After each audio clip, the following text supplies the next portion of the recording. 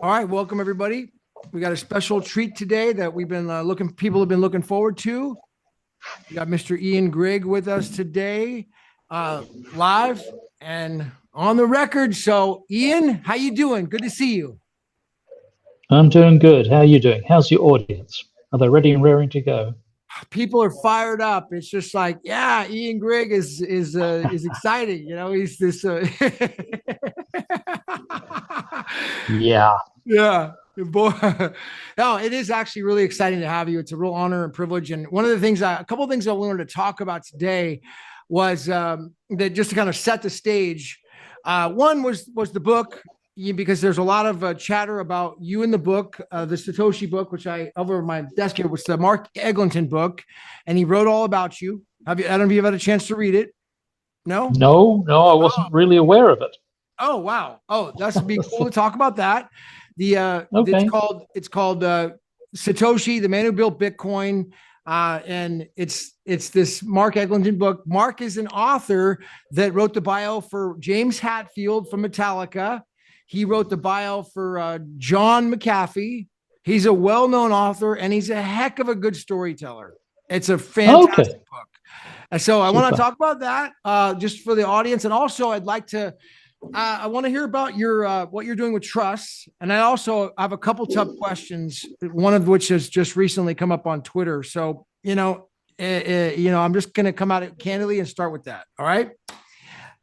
The Okay. Let me give you background here. The book says in the book it talks about how so it actually paints you as a hero in the book. So it's not very well written. It's it's it says that Ian Grigg was like this. He was actually building this organization, the Prometheus project. Okay. So is that, yeah? It Carry talks on. about the Carry Prometheus on. project, and it says that it was helping to. Well, first of all, why don't you say what was the Prometheus project? The Prometheus project came out of an observation, if you like, that what was happening in the Bitcoin scene was somewhat toxic. It was not happy stuff. People were doing bad things, especially they were running around trying to dox Satoshi Nakamoto. There were lots of people who just got hooked on this wonderful legend of the bright, shining knight who came in and saved the world, called Satoshi Nakamoto. Nobody knew who it was. So, of course, our curiosity leapt to the fore and we had to find out who it was. That was very offensive to me and to others. And it took me a while to figure it out. Eventually, I did figure it out. It took months and months of thinking, why the hell is this going on? We were, and most of the people who are at the very ground level of the Bitcoin scene and then the blockchain scene and so forth, we were privacy people. We were there to develop cryptography to protect people's privacy. And then came all these curious cats who just wanted to breach somebody's privacy. And that was really offensive to us. So out of that thought, we just accidentally said, why are we doing this? We're the privacy people. We're doing cryptography to hide your secrets so that nobody can attack you. And now we're trying to extract the secrets of this person because we're what? Curious or nasty, or we're going to attack? I don't know. So one of the earliest things that came out of the Prometheus project, which it became known as later, was some of us went around the community, the Bitcoin community, and we said, look, we are the privacy people. We should be protecting Satoshi Nakamoto, even though we don't know this person. It's not right to dig into this person's privacy. Stop it. And that took about 6 months to spread the message through most of the Bitcoin scene. And I kind of started to get feedback after about 6 months that people were telling me, it's not right to chase who Satoshi is. Where it went wrong, that particular message, is that, okay, we had the best of intentions, but maybe not the best of intelligence. We didn't factor in the journalists. And there are a couple of paparazzi outfits. One was called Wired, The other one's called Gizmodo. I forget the names involved, but these paparazzi journalists got into the story, did some research, assembled a bunch of facts, and then came out with these articles claiming that Craig Wright was Satoshi. And they did that in what, November, December 2015, is that right? I'm not sure. It's been a long time. It's almost it's almost 10 years, almost a decade. So we didn't factor in that factor, that particular issue. We failed in that respect, but we did manage to quieten down most of the people in the field. And it was out of that process that we started to think, gee, what's going on here? Many of us were basically saying, look, there's probably good reasons why Satoshi ran away, hid. What can we do to help? Not a lot, because we don't know who it is. We don't know where this person is or these people or whatever. But we could do some things like create the meme, don't dox Satoshi. And another meme we created was we are all Satoshi. And the notion of that was basically the community had adopted the name of Satoshi Nakamoto. Satoshi Nakamoto became an institution, and it became a public institution. It was owned by the community. Yes, of course, there were people who had that name, or a person that had that name. But it had been abandoned, it had been left, and there it was sitting in our collective wisdom. So now we had this institution sitting there, Satoshi Nakamoto, and everybody dived in and took a little piece of that person. So we sort of watered it down by saying we are all Satoshi, and therefore that it tries to lead people to think, this is all about ourselves, not about that person. Let's stop chasing the person. Let's stop hurting the person. Let's think about ourselves as being part of this community. So that was another meme that got created. So that was the origins, if you like, of the Prometheus project. It wasn't that influential. It wasn't that successful. It wasn't powerful in any sense. It was just a group of us trying to do something to help. That's all. Sounds like, so it was rooted in the idea of privacy. It's like, hey, we're all about privacy.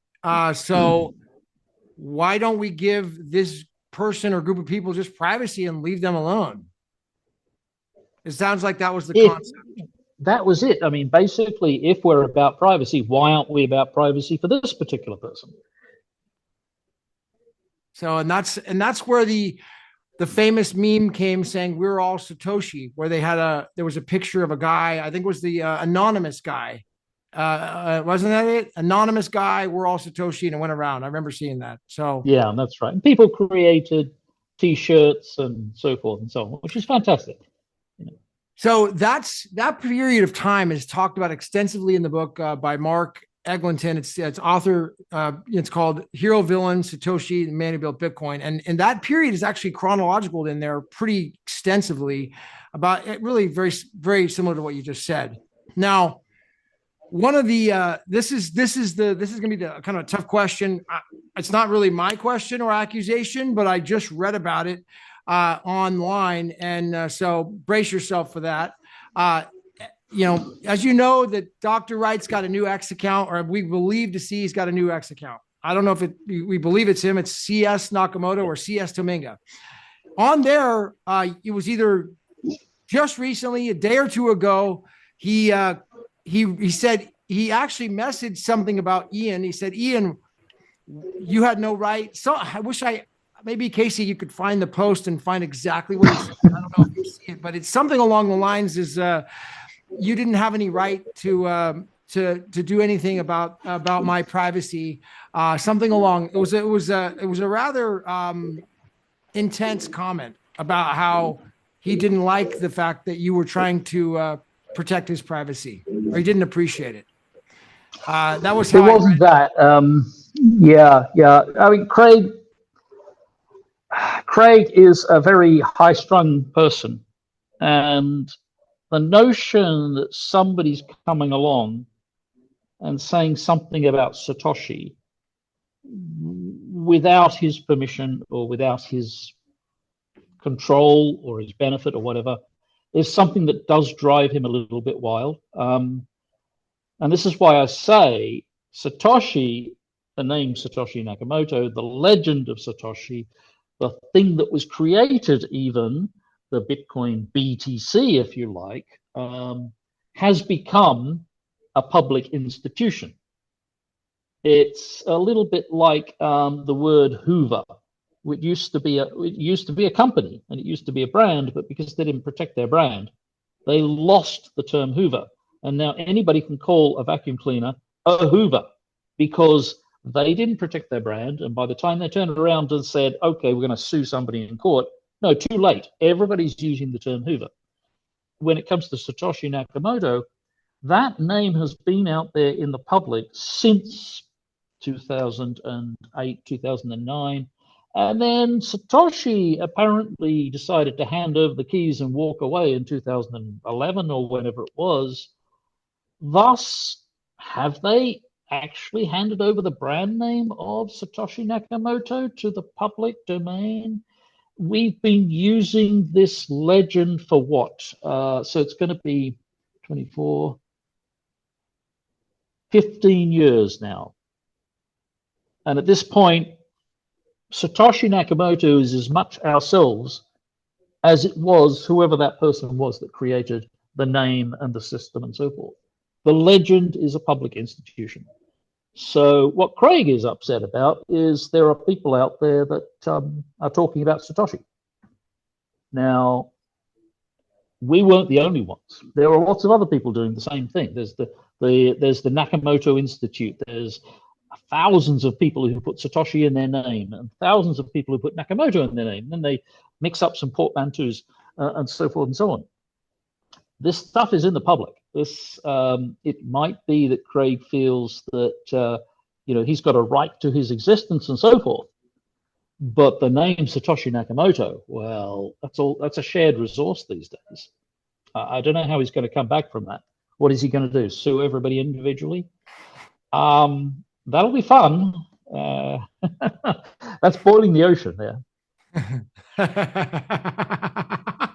So yeah, Craig feels very, very, very attached to Satoshi Nakamoto. Issue here is, so does everybody else. Everybody feels attached to Satoshi Nakamoto. So, I mean, that's a fight he can't win. Casey says she was so attached, she said she even had two baby squirrels named Toshi and Moto. Oh, you're going to be sued right now.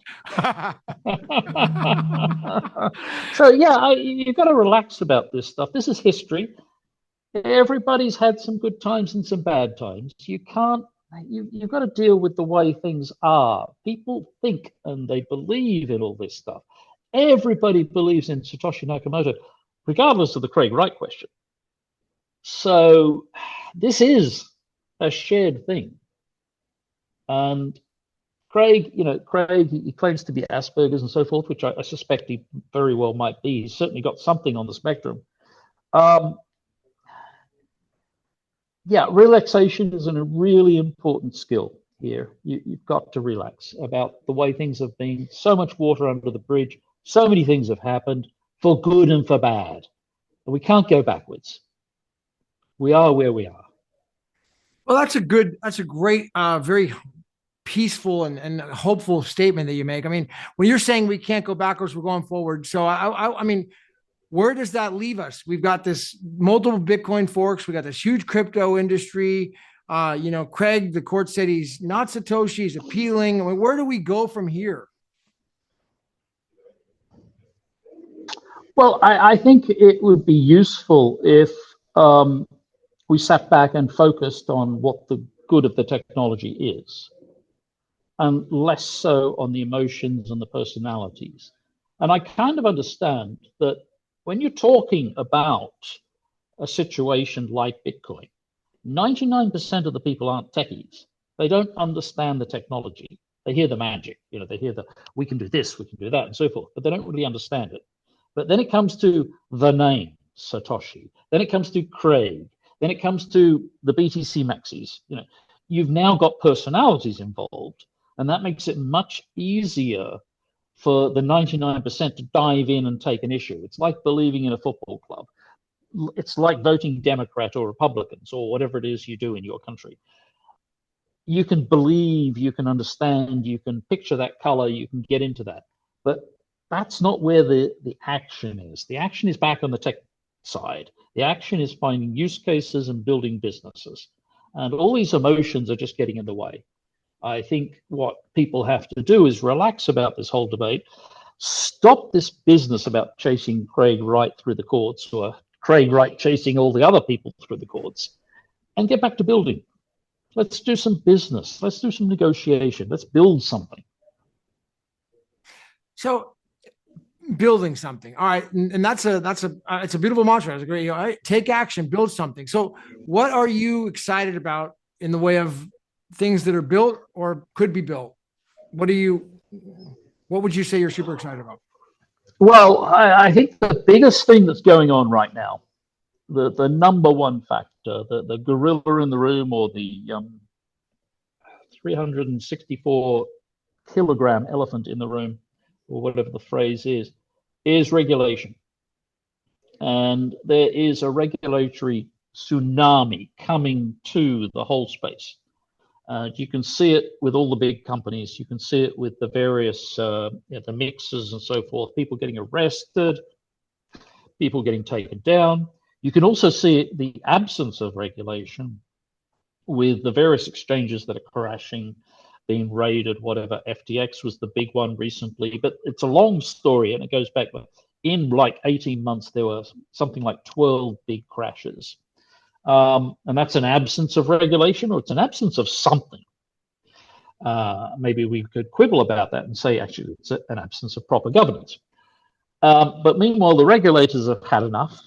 For a long time, they had a lot of patience and they kept talking and discussing, and maybe we should do it this way and we should do it that way. The crypto industry said, you don't understand, we're different, it's different this time, we are the new world, go away. And that didn't really work out. It really didn't work out. So now the regulators have lost patience and they're moving in and they're starting to arrest people, shut down things. Gary Gensler's the lead guy in the US, but he's just the guy in the US. The Europeans are doing much the same thing. They've passed this new MiCA thing, which is going to basically clobber pretty much all of the crypto field, and other countries are getting in on the act. So the really big issue is regulation. How are we going to face up to that? So what I've been doing in the last 3 or 4 years and so forth is working on a way to create a framework which matches the needs of the regulators as well as the needs of the people, the two communities that we're talking about here. And that way is based on trusts. The notion is a trust at law. It's this 1,000-year-old instrument that is the way, the number one way to turn around such that you take your assets and you hand them to somebody else, a trustee, for management. This is the proper way to do things at law. And what we are doing is we've built all this. We've got an exchange-like functionality sitting in an infrastructure with an arrangement where any user that comes into it has or gets an individual trust. And by doing this, we create a few advantages. The first thing is a trust is a very heavily regulated instrument. So if you're given a trust, you're now immediately bootstrapped up to a top tier regulatory arrangement. It's like banking. Trust companies and banks are kind of brothers and sisters. So you've immediately brought yourself into a regulatory framework which far exceeds all the other exchanges. So that solves that particular problem. The other problem that it deals with there is the question of jurisdiction. Pause. It was getting dark there for a while. No, we're good. We're good. Okay. Carrying on. Jurisdiction is an issue because when an exchange comes and starts doing product with a particular user, the question is the jurisdiction of question where the user is, or is it where the product is it where the crypto is it where the company is? And it's not very sure. It's not very clear. So countries tend to say, well, it's my user, therefore it's my jurisdiction. But a trust is not like that. A trust has jurisdiction where the trust is. And as long as the trust is properly formed and there's a few rules passed and so forth, if you take your assets and you place them into the trust, then the assets are moved out of your jurisdiction and into the trust jurisdiction. So your businesses that have done this no longer have a confusing arrangement. There is one jurisdiction, and that's it, at law. Now, that's a little bit soft because you find that certain regulators would like to extend their jurisdiction across the entire world.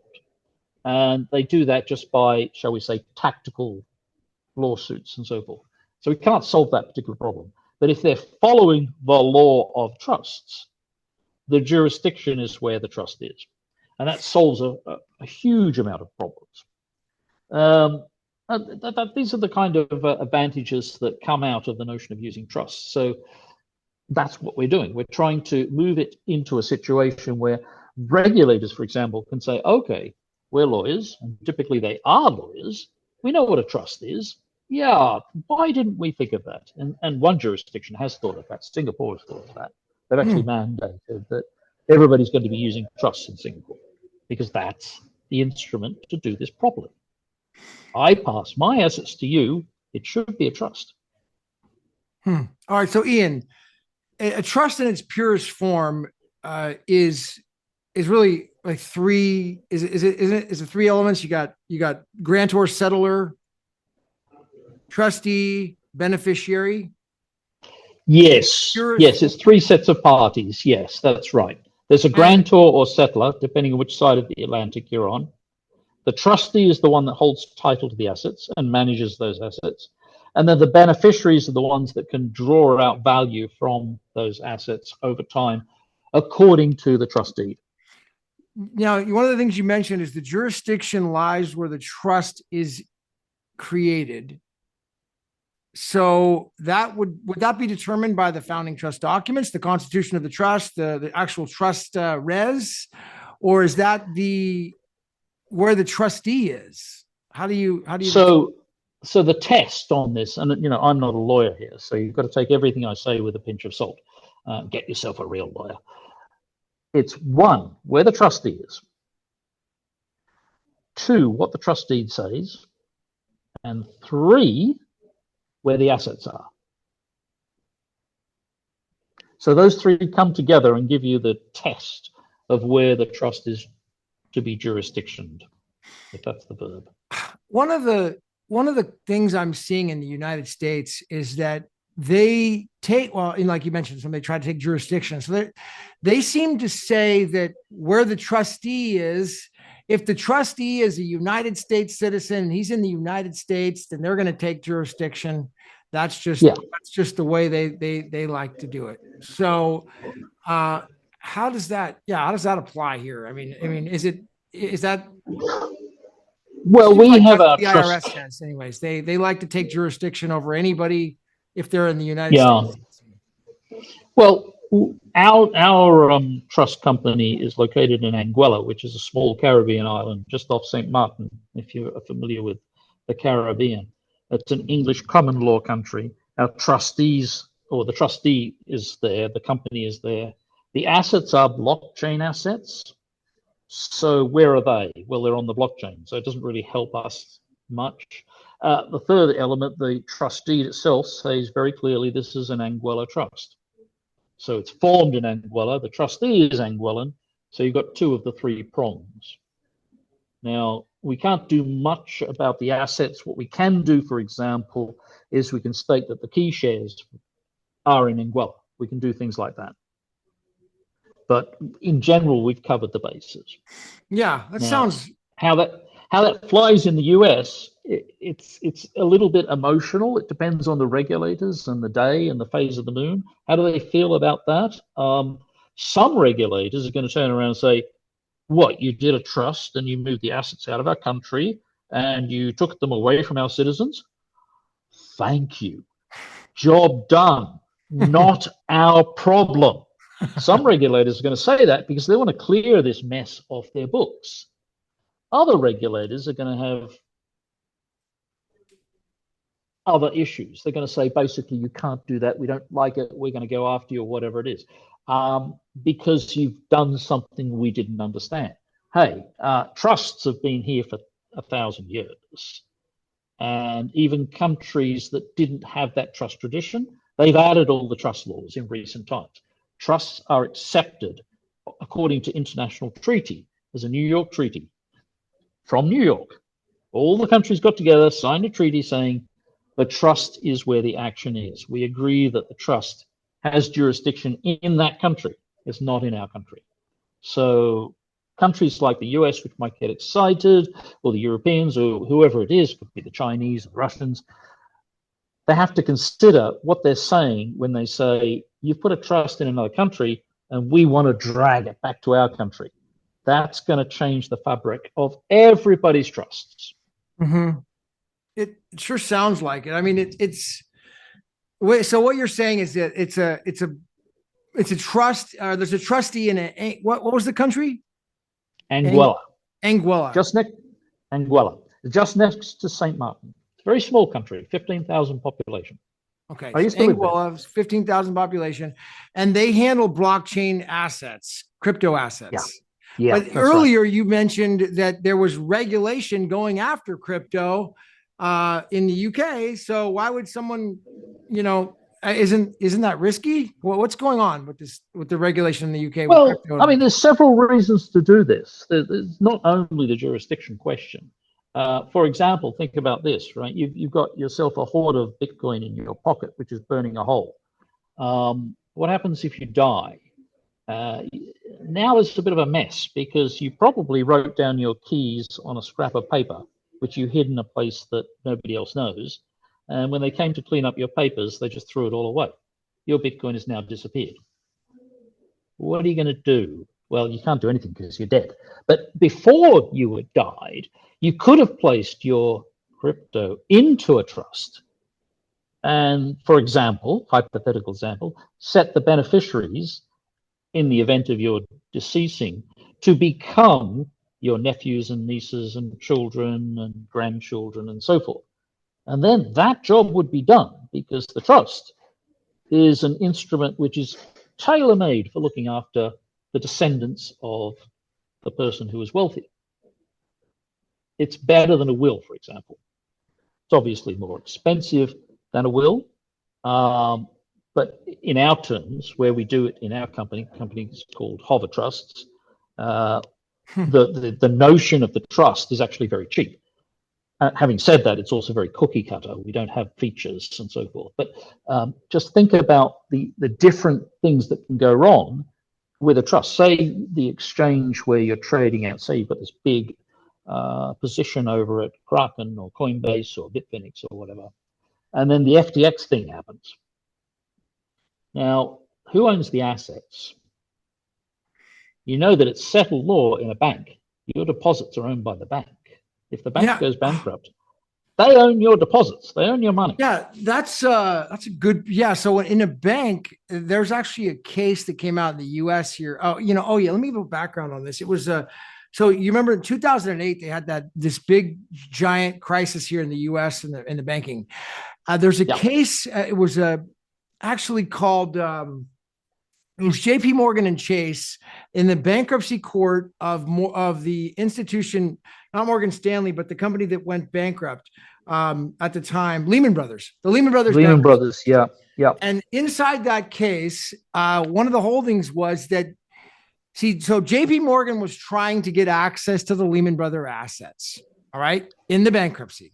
All right? And they said the court found J.P. Morgan was what was called a protected class. Therefore, they get to get those people's assets in Lehman Brothers, and that's just too bad for all those people. J.P. Morgan got to get that. So that's settled law now, and it is a positive law. It's been upheld in the Court of Appeal, and I think whatever Court of Appeal it went to, and that's the law out here. So yeah, if you want to hold your money in that bank, the law says that's their money, actually. Yeah, that's been the case for hundreds of years, as far as I know. Settled law 18th century, or whenever the original court case was, your bank deposits are owned by the bank, unless you open a custodial account. And then there's protections. There are various special accounts you can open if you take that step. These steps are not available to the ordinary person. They're not available to the ordinary business.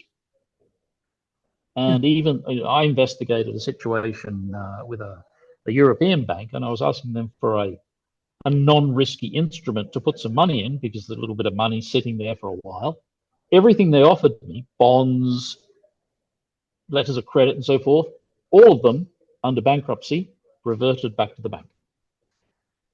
So I thought, this is not good. This is not good. But with a trust, the trust holds the assets for the beneficiaries. It's already done. Not for the beneficiaries bank. Are the ones. Not for the trustee, not for the bank, not for the government, for the beneficiaries. So even if there's a bankruptcy and then JP Morgan wants to get that, what happens? They're not beneficiaries. They don't have standing. They can't even sue unless they've got standing. Now, if they could show that there was a direct fraud that was happening, and this is where you're getting into real detail, of which I know very little, but we just at our dinner table, we had this discussion, so I can repeat it to you. If they can show that there was direct fraud inside the trust related, then it's possible that you could unwind the trust. But still very hard. Still very hard. Very hard. You're setting up a situation which is for the beneficiaries, not for the man, not for the government, not for the bank. Yeah, I mean, how hard is it to even pierce into that trust and get that information? Let's say that the government said, "Hey, we heard that Ian's got some Bitcoin in a trust over there, and we want to take a look at it. And would you please show that to us?" Is that possible? Or well, it's impossible because I'm not that lucky. But if I was to be that lucky and have some Bitcoins and they were in a trust, the first thing is the trusts are supposed to be private. There is new legislation coming through, and it's being fiercely argued, but there should be a UBO registrar or registry. And that might become a thing in time, at which case people who have access to that registry could then dive into the registry, see that Ian's got a trust and it's got a few Bitcoin in there. That's a possibility. But other than that, I don't think it really, no, the UBOs are just listed there. There's no assets listed. So even that doesn't help you as to know how many Bitcoins there. There might be 0.001 Bitcoin, or there might be 1 million Bitcoin. But then when you know, there are a couple of reasons you can pierce the trust. One is, let's take a standard divorce situation. I'm divorcing my wife, or she's divorcing me, more likely, and I take all my assets and I quickly shovel them into a trust. Because that's happening contemporaneously at the same time, that trust is considered to be not a valid trust. I should have acted years ago. So, for example, if I stole some money and then I shoved it all in trust, that will be seen to be, no, not good. I have to steal the money, hide it for a while, and then put it into the trust. But even then, that's a crime, so there's other aspects. The second aspect of a trust, which allows it to be breached and unfolded and so forth, is if the trustee is allowing the beneficiaries to manage the assets. So typically, your trust deed says the conditions that are happening, that allow the beneficiaries to get the assets. Yeah, beneficiaries can't be the trustee also, right? That could be a problem. Right. If that was shown. And what they are shown to be co-trustees. And if they're co-trustees, the court simply orders the co-trustees to return the funds. Because it's a breach of trust law, basically. Yeah, it's not a proper trust. The trustee isn't doing the job. Somehow the trustee has to do the job. Now, these are very messy areas, and you can't take my advice on this. I'll send you an invoice, but you still can't take my advice.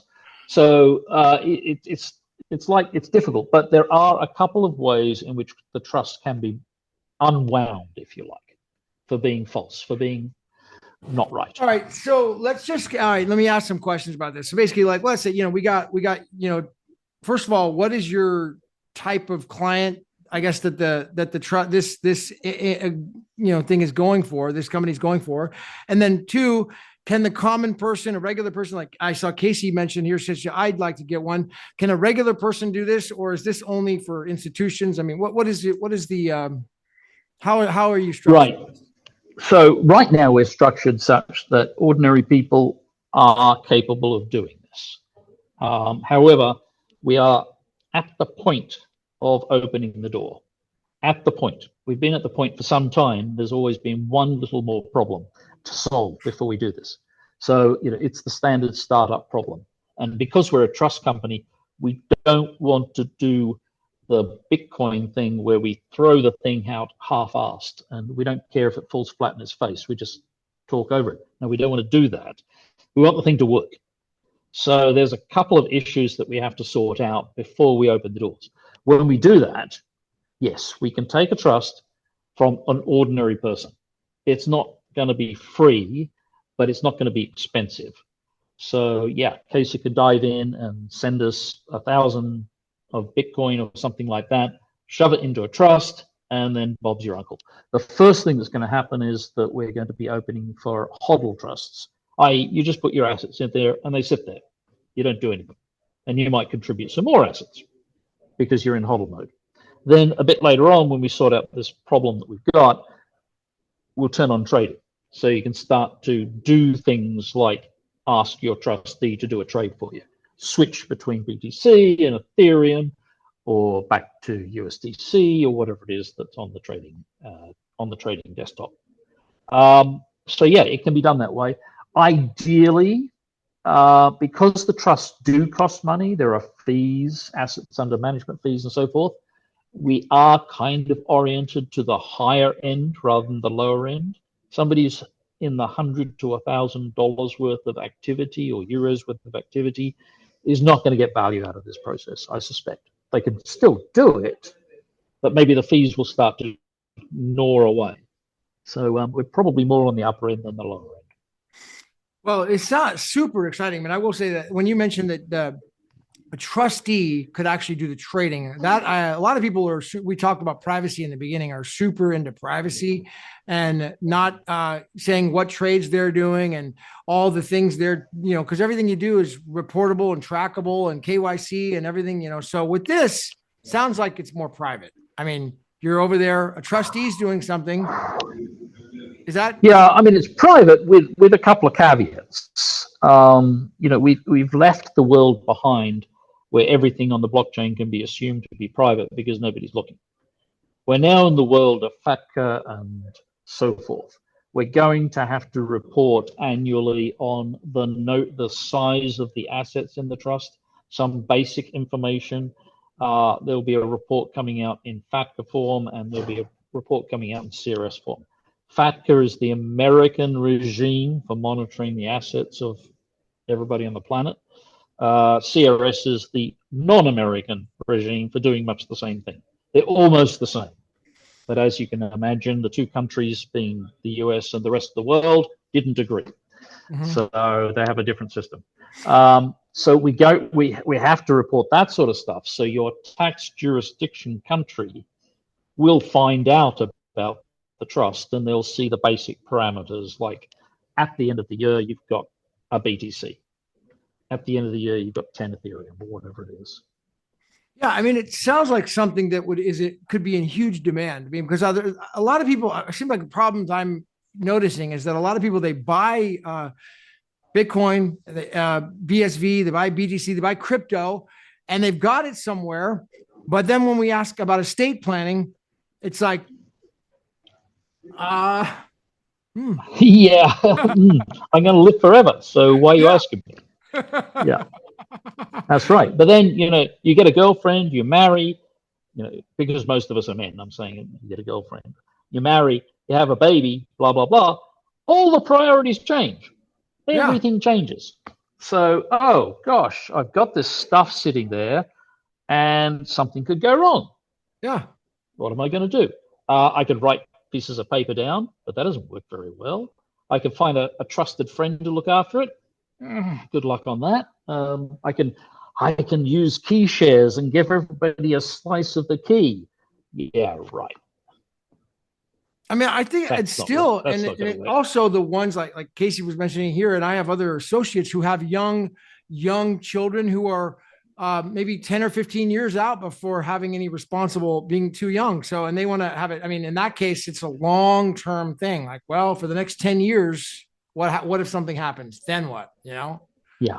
And is that, I'm not trying to answer, but it's really hard with, in at least where I'm at in California, to find anyone to trust to do that, because, you know, you got friends and family, you got attorneys, and I just don't trust those people, man. I have a hard time trusting a lot of attorneys out here. Oh yeah, just give me this. I promise you 10 years from now, I'll take care of it. It's just, I don't like it, you know? So, I don't know. Yeah, and there are some people looking in this area. There's a woman, what's her name? Pamela something, I think. I can't remember her name. She's a lawyer, and she's put together a law kit for people who want to write their will and establish what happens to their Bitcoin. And presumably it's a little booklet where you fill in your keys and then you lock it away and so forth. So people have been looking at this. But slowly, the world of crypto, the people who've made lots of money, value, and so forth, we're getting older, and we do stumble into that nightmare of situations. We suddenly find ourselves a partner for life, and gosh, now we've got to start being responsible. How do we do that? So it's the situation where this problem is going to increase. It's going to keep happening. We're going to have more children. We're going to have more responsibilities. How do we deal with that? So, you know, let me just, how does a regular, if somebody wants to get started, what do they do? Right now, well, in theory, they would go to our website, hovertrust.net, but it's not open. It's not open right now. Hasn't opened yet. Yeah, hasn't opened yet. That's what we're doing. We're kind of out of stealth and we're talking about it. We just got to solve that one last problem before we open it up. All right, so it needs to. You're almost there. They got to wait a little longer before. It sounds like it's. Well, this video can at least plant the idea, because it is long-term thinking for people. It could start planting the idea that in the next few months. Oh, I hope so. I hope it's the next few weeks. But you know, the tech business is crazy and the legal business is crazy. You put the two together and you get crazy on crazy. So yeah. You just can't predict these things. Yeah. So it sounds like it's coming soon. It definitely is. People can keep in mind. Hoover like the vacuum. Hoover Trust. No, hovering above the rest. Hover above the rest. Okay, got it. Hover above the rest. Trust.com. Yes. All right. That's we'll bookmark that. And everybody can check it out. And it should be, hopefully, maybe by the time people see this video in the future, it'll be up and running. Be taking on new clients. That'd be super. So let me ask you about what you being the father of triple entry accounting. Is that a credit to yourself? It's close. I think, you know, I was like the co-inventor or the co-discoverer. The other guy is Todd Boyle, a real accountant in Seattle. And he kind of formulated the whole thing in the late 90s and tried to build a startup to do it. I was the reverse. I never really formulated it at all. What I did was I built a system which, because we optimized it heavily, ended up being triple entry. And a few years later, I figured out, oh gosh, this is fun. Why don't we call it triple entry? And I wrote to him and said, look, this is my draft paper. I said, we discovered this concept called triple entry. And he said, I've been talking about that for years. So I went and looked at his website, and there it was, triple entry accounting. I thought, that's where I got the idea from. But I built it before he had been theorizing it. So it's a different way to arrive at the same path. And so is it in simple terms, is it used like in modern accounting all over the place now, or is it? No, not at all. It's only used in greenfield places like Bitcoin. Bitcoin is triple entry accounting. Most of the blockchains are doing triple entry accounting. And that's only because, well, from Bitcoin's point of view, it started out as being greenfield. They didn't have to use the old mechanisms, double entry. They did what they thought best with technology, and they found themselves on that track. Now, if you go to any of the big accounting firms or the government departments or the big tech firms or big car firms or whatever, they're going to look at you and say, well, okay, that's fine, but nobody else is using it. It'd take us years to change all our systems over. All our data has to change over. All our processes have to change. The taxation has to change. So it's not really something that can be done so easily without huge impetus from some external factor. So really the path starts with greenfield things like crypto. Yeah. Sounds like it's just basically meant for the crypto and blockchain and Bitcoin industry. You know, it's just that's more of that standard accounting. And yeah, I mean, the thing there is that, you know, maybe I speak too highly of the invention, but it has such benefits that eventually it's going to take over the world. Bitcoin? It's just that no, triple entry accounting. Triple entry accounting. Okay. Yeah, it's just that we're going to have to wait 100 years before it flows through. It's not fast to flow through because there's so much infrastructure to change. So it's you know, if you think about the stock exchange, what company on the stock exchange existed 100 years ago? A lot of them. I mean, 100 years ago? No, I mean, no, I don't know. No, none of them. They've all changed over. So if you think about those firms, you think about Apple, for example, at some point it was two guys in a basement or a garage. Now those guys can start out using triple entry accounting. Yeah. Because they've got no tech legacy. They've got no debt. Yeah. So, you know, where do you see the Bitcoin industry going, Ian? I mean, you probably heard about Bitcoin way back. I mean, like when did you first hear about Bitcoin? Were you on the white paper? Well, I was on the mailing list, cryptography mailing list. So you heard about it when the paper came out. Yeah, that's right. And it was discussed on the cryptography mailing list. At the time, I was a little bit busy. And somebody else who had a very similar mental outlook to me was attacking the paper. So I just let him at it. And I just read his comments and thought, oh, that's interesting. That's interesting. I didn't get involved in it at the time, sadly. So, yeah, I knew about it from the beginning. But I then more or less ignored it. Were you public? I mean, so did you know any of those people that were early, like names? I mean, I don't know, Adam Back or Hal Finney or any of these people that did you? Yeah. Yeah, I know Adam Back quite well. We both live in Malta. We occasionally hang out at meetups and so forth. Hal Finney I knew from many groups or different groups where we crossed paths. He's a very interesting character because he was like the programmer's programmer. He's extremely solid and focused on the programming. So we always like to have him in the groups because he would provide very solid analyses without getting distracted by politics or desires or emotions or anything like that. Who else? Nick Szabo, I didn't know particularly well, but we did have exchanges on various economics issues and digital issues and so forth. We probed each other's designs to some extent before all this happened. What about Marty Melmy? Didn't know him at all. So some of the earlier people, I'm just trying to think. So it sounds like, I mean, this is like you're running with the earliest people. I mean, I guess that's the. Well, I mean, the thing was, I was doing all this stuff before Bitcoin, from '95 onwards. Not in the blockchain sense, but in the everything else sense.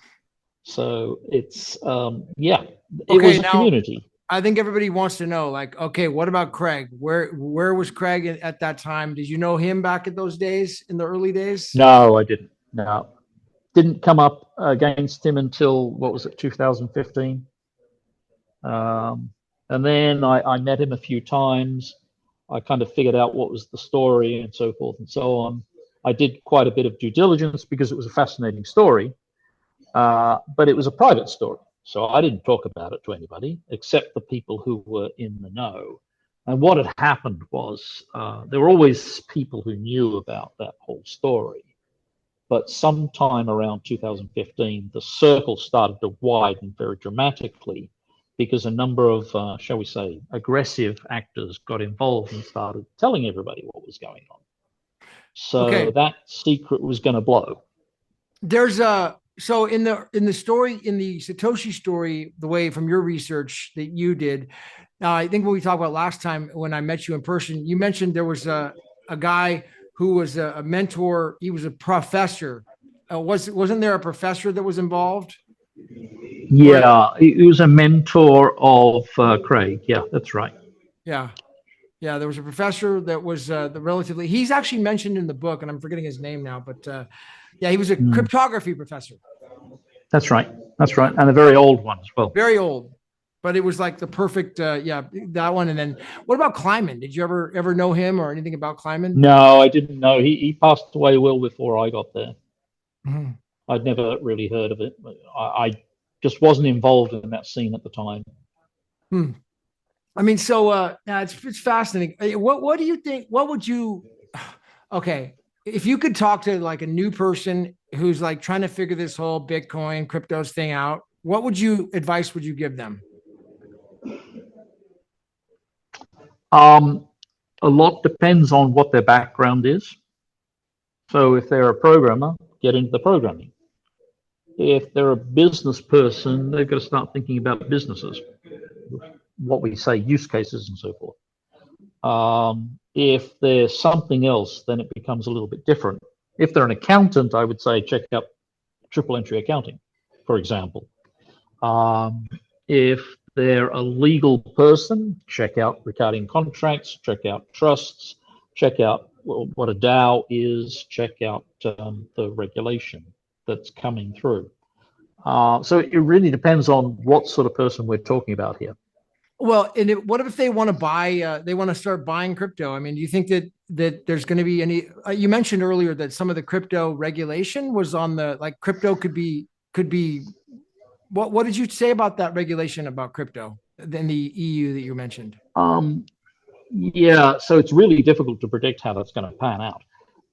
The difficulty is that in some jurisdictions, they get very aggressive about your crypto and they expect you to provide an audit of all your transactions.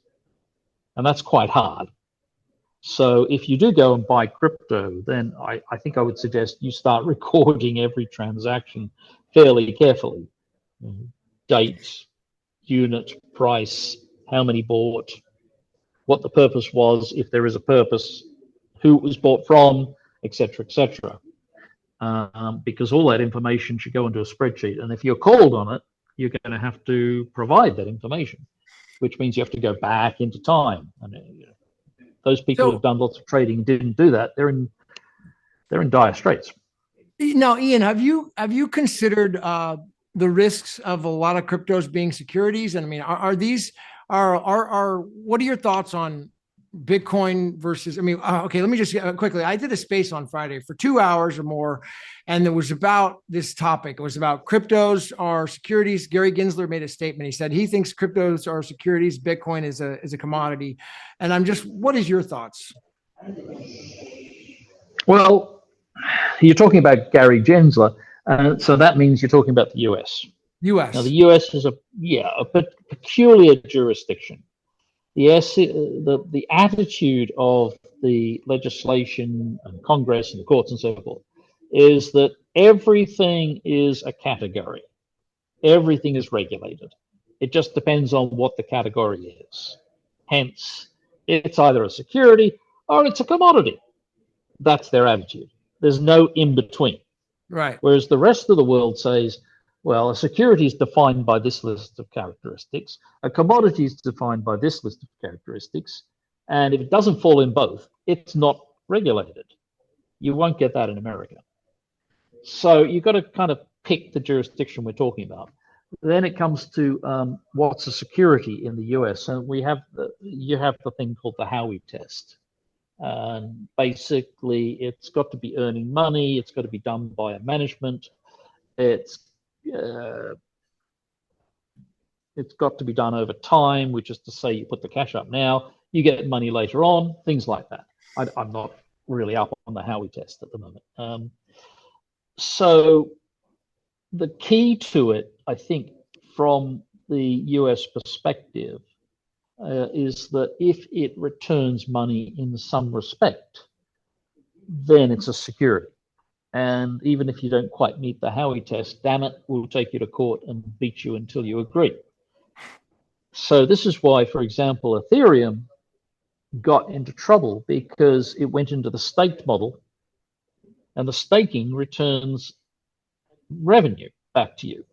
So now this is money coming back to you from some common management thing called the blockchain. So now it's suddenly decided to become a security according to the US's view. And maybe nobody spotted that before it actually happened, but that's water under the bridge. Now, it's a state system, therefore all state systems are securities according to the US. What's going to happen? It's not going to change. Back in early 2000s, we took all our stuff and we went to the SEC and we filed everything, literally everything. And they came back and said, you know, you're right on number 1, number 2, number 3, number 4. Number 5, we lost because we can't do that. So we asked them, could you do that for us? What would it take? And they said, an act of Congress.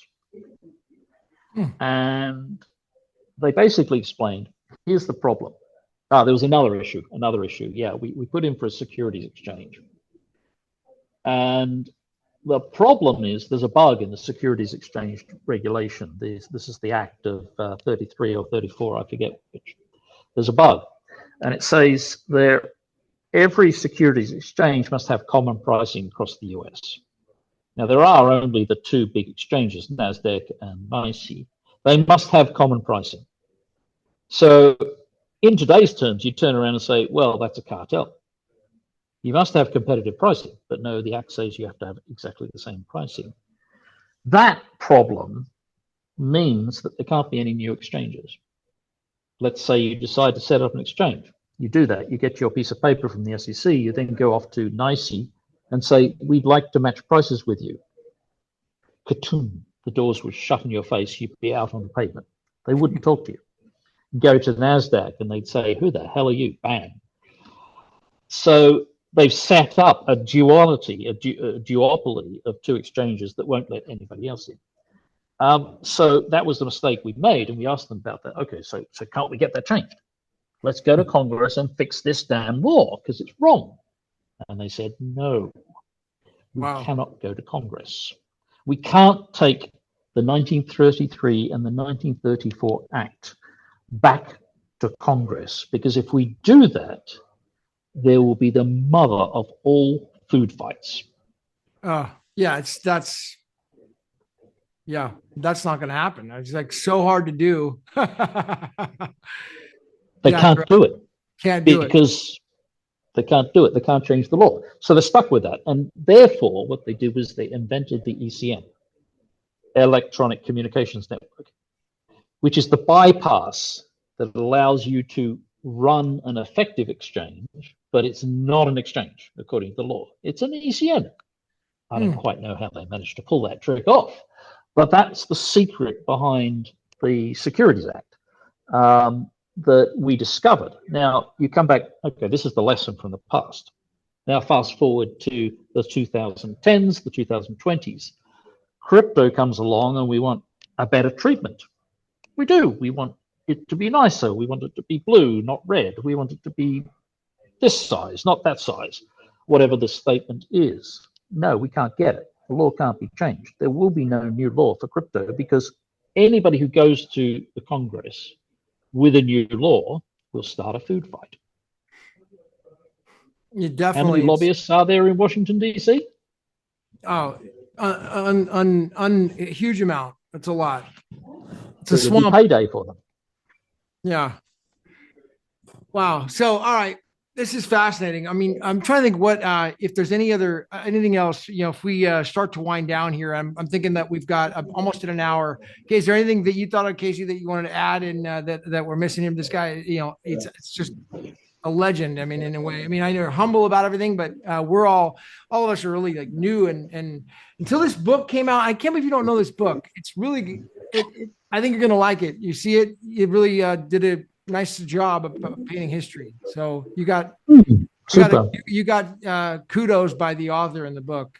You got painted really well, and I think it'll be Mark Edlington. I've actually done 2 shows with him on this channel. People can go back and watch.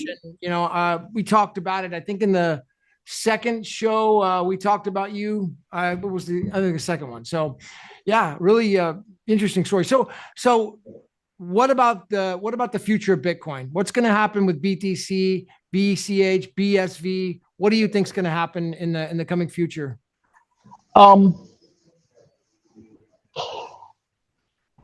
I don't want to get into the whole BCH, BSV, BTC fight. That's another food fight that other people can comment on. But what's going to happen to crypto? What I fear is that the regulators will succeed. They will manage to turn all of crypto into a walled garden, such that you have your crypto on the exchange, and you trade on the exchange, and the businesses trade on the exchange, and the big companies hold BTC on the exchange. They're all regulated behind the scenes. You can move from one exchange to another exchange and to a third exchange, but you can't take your crypto out of the walled garden. Then there's going to be a bunch of people who have their crypto outside the walled garden and refuse to go in, because they know if they go in, they can't get out. Or if they know they go in, they have to be audited. And that's extremely expensive. The companies that are inside the ring are going to say, basically, no, you've got crypto outside the walled garden. We don't want to know you. We're not talking to you. You're not coming in. So we end up with 2 worlds, inside and outside. Yeah. At that point, we get a fork. Because the value starts changing. Mm-hmm. If you can't have free interflow between the inside and the outside, if there's a huge barrier at the walled garden, that means we start getting 2 different prices for the same unit. At that point, we get a fork. And all the Bitcoin that's outside becomes Bitcoin outside. All the Bitcoin that's inside becomes Bitcoin inside. They change. They're no longer the same thing. Now, what happens then? All the innovation is happening on the outside. It's not happening on the inside, because you can't innovate if you're overregulated. It can't happen. So if there's no innovation going on the inside, that means the BTC inside or the BSV inside or whatever it is stagnant. All the entrepreneurship is going on the outside, which means the growth will happen on the outside. The reality, the movement, the new ideas, the programming will happen on the outside. So it will grow, and eventually we'll have a situation where the stuff on the inside will atrophy, the stuff on the outside will grow and overtake, and boom. And at that point, the whole regulated scene will realize it's holding on to nothing. And it'll crash. It'll collapse. Wow. So you're seeing a big, huge collapse with all that in the future. That's what the regulators will get. They will own that problem. Wow. Because that's what they want. That's what they want. They want to wall the garden. Is that going to take a long time, or could that happen soon? It's happening as we speak. Oh, it's happening now. Yeah. It's been happening for the last 2-3 years. They pulled the gloves off. Dude. Wow, dude, this is serious. Wow. So over the next couple months, as you're unfolding this trust company, perhaps we can schedule another show, have you back on, and check the progress in a couple months. That'd be great. Yeah. Yeah, that'd be great. Yeah. Yeah, I mean, is there anything that you have scheduled on your calendar that's coming up that's exciting that people should look forward to? You're going to be at any conferences that, anything like that? Afraid not. No, I'm not that sort of exciting guy. What? I take you for some exciting rock star. I guess that's, maybe I'm just the roadie. I'm just the guy carrying the drum kit, All right, Ian. Well, thank you for coming on. I appreciate it. Let's do it again sometime. Let's love to have you. So, all right, I'll end the Great, recording Gavin. there. See you at the top.